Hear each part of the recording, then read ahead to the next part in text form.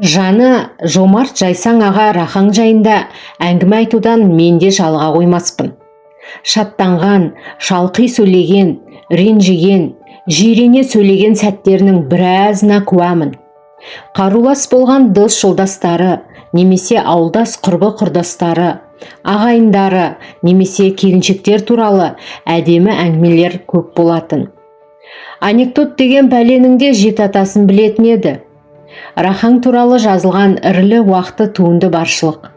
Сан шумақ өлеңдер, көлемді очерктер, көркем хикаяттар бар. Журналшы, жазушы Кәкімжан Қазыбаев бірнеше очерк, Кернеген кек атты тартымды хикаят жазды. Кәкең бозбала кезінде Баукеңнің Бауыржан Момышұлының үйінде тұрып, баласындай болып кеткен. Сол үйде үйленген де. Баукең бір күні: қазақтың нағыз батыры, анау Рейхстагқа ту тіккен ағаң Рахымжан Қошқарбаев осы Алматыда. Сендер білмейсіңдер, жазбайсыңдар, так нельзя, понятно, десе керек. Кәкең сол күннің ертеңінде Рахаңды іздеп тауып алыпты. Ал Рахаңның өзі жазған «Шабуыл» кітабы оның жауынгерлік жолының шежіресі. Орыс қаламгері, жауынгер журналшы Василий Субботин Рахаңның ерлігіне тәнті болып, «У-стен Рейхстага», «Знамя Победы», «День 1410» деген очерктерінде Рахаңның Рейхстагқа бірінші болып ту тіккенін тәлпіштеп, зор құрметпен, ыстық ықыласпен жазған. Батыр ағаның өзінен естігенім, жазбалардан оқығаным: 1945 жылғы көкек айының соңғы күні. Гитлерлік фашизмнің соңғы жанталасы. Кеңес әскері Берлинге енген. Алқымдап жеткен 150-ші дивизияның штаб фашистердің ордасы Рейхстагтан қозы өрісінде ғана жерде Германия сыртқы істер министрлігінің жұрт Гиммлер үйі деп атаған ғимаратында. Бұл үйге бірінші болып басып кіргенде Рахымжан Қошқарбаевтың барлаушылар взводы. Енді Рейхстагты алудың қамы жасалып жатыр. Дүние жүзін билеуді көксеген басқыншылардың дертесі Мәскеу түбіне қайрылып, міне 1945 жылғы маусымда айқұлақтанып шыққан апандарына қашып келіп тығылды.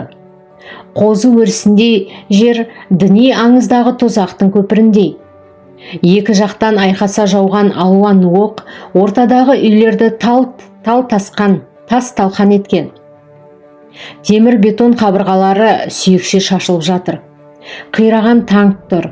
Су толы канал, дзот, ор, бәрі де қыл көпір. Рейхстагқа шабуыл жасаушы дивизия санына қарай 9 қызыл ту әзірлеген. Ал 674-ші полкта арнаулы ту болмаған соң өздері қолдан жасап алған. Шабуылға белгі берілісімен полктың 1-ші батальоны құрамындағы взвод командирі лейтенант Рахымжан Қошқарбаев бастаған топ, лейтенант Сорокин, ефрейтор Булатов, қатардағы жауынгер Проворотов бірінші болып ұмтылды. Тік жүру қайда, бас көтеруде қатерлі. Шашылған қабырғалардың бірінен соң бірін қалқа етіп, танкты пайналап, ордан каналға өту керек. Терезелері үңірейген Рейхстагтың отысы мен бұтысынан пулемет сақылдайды. Не онда, не мұнда жетпей алаңға түсіп жарылып жатқан снарядтар тіпті қауіпті. Рахымжандар жандармен сан түрлі айла жасап, ажалдың құрығына ілінбей алға жылжи берді. Айтуға оңай, жылжу 7 сағаттан асып, әйтеуір ақырында Рейхстагқа жетті. Рахымжан ұшып тұрып, қойнына тыққан туды суырып алып: «Гриша, мә, ұста, иығыма шық, туды тік!» деп бұйырды. Жеңістің қызыл жалауы желбіреді. 4 жыл тосқан сол тарихи сәтте дивизия командирі Шатилов, майдан командашысы Жуковқа телефон шалып, Рахымжан Қошқарбаев пен Григорий Булатовтың ерлігін мәлім еткенде: «Какие еще азиаты, что были русский и грузин?» деп бұйрықты алыпты. Ол сөзді сол дивизияның байланыс бөлімінің бастығы Декен Темірғалиев естіп тұрып: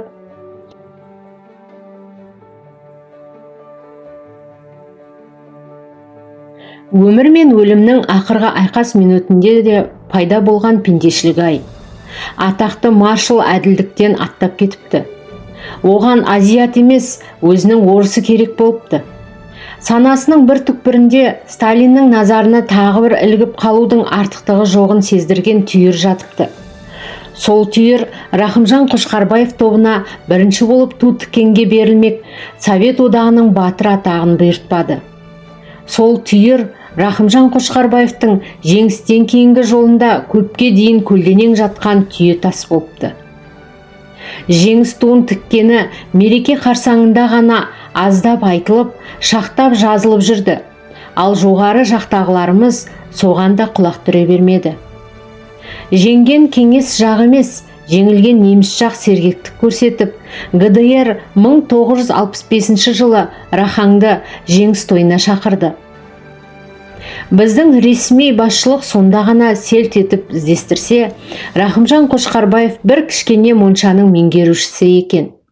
Соны білген Бауыржан Момышұлының «Батырыңды моншаның бастығы деп апарсаң, қарық боларсың» деп қаһарланғанын естіген Алматы қаласы атқару комитетінің төрағасы Дүйсенов ертеңінде Рахаңды қалалық коммуналдық шаруашылық басқармасы төрағасының орынбасарлығына тағайындапты.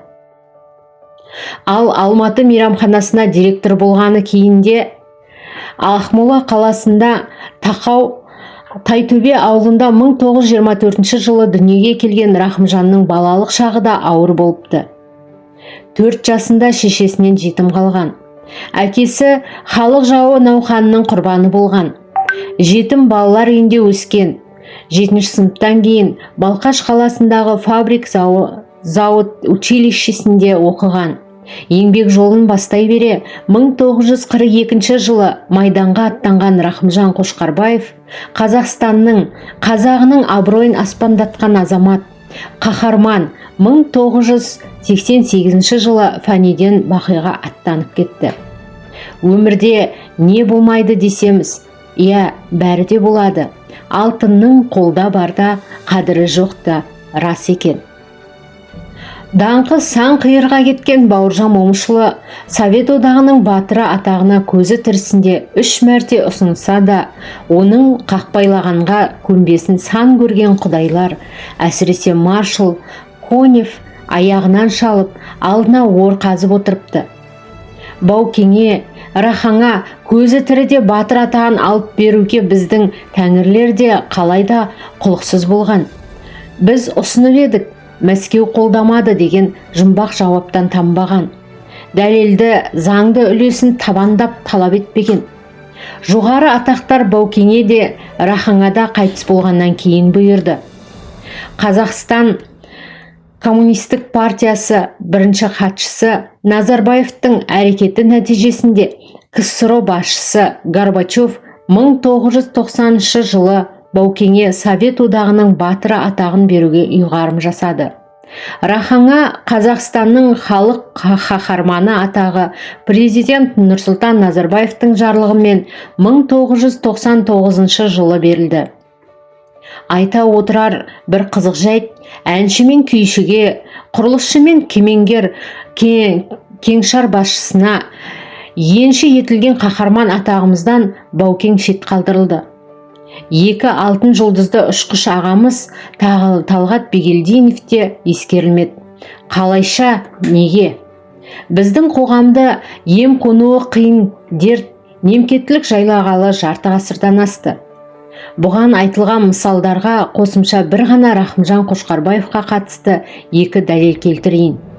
Орыстың майдангер жазушысы Борис Горбатов 1948 жылы литературная газетада Ұлы отан соғысы хақындағы бір мақаласында «Пора кончать сравнивать наших воинов с Орлом и Беркутом.